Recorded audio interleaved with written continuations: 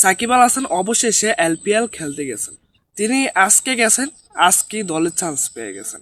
দলের চান্স পেয়েই বাজিমাত আমাদের সাকিব আল হাসান, অন্যতম সেরা কিংবদন্তি।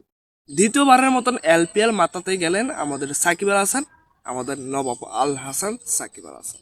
প্রথম ওভার করেছেন, সেখানেই 4 রান দিয়েছেন, কোনো বাউন্ডারি না কনসেপ্ট করে। দ্বিতীয় ওভারে এসেই বাজিমাত 1 উইকেট 1 রান দিয়ে ওভারটা কন্টিনিউ করেছে। এই হচ্ছে আমাদের নবাব আল হাসান সাকিব আল হাসান।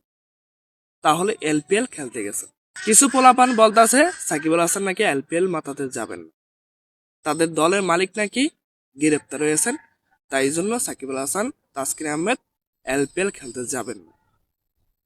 সাকিব আল হাসান আজকেই গেছেন এলপিএল খেলতে জাপটা কিংস হয়ে। তিনি আজকেই একাদশের সুযোগ পেয়েছেন। এটাই তো নবাব আল হাসান, এটা তো মেহেদী হাসান মিরাজ নয় ভাই। মেহেদী হাসান মিরাজ 2টা ম্যাচ খেলছে, দুটোটাই ফল্ট। আমাদের সাকিব আল হাসান স্কোরে ঢুকেই বাজিমাত। কে কে খেলাটা দেখতেছেন সেটা আমার কমেন্ট বক্সে জানিয়ে দেন, এবং কে কে খেলাটা দেখে উপভোগ করছেন সেটাও বলতে পারেন আমার কমেন্ট বক্সে।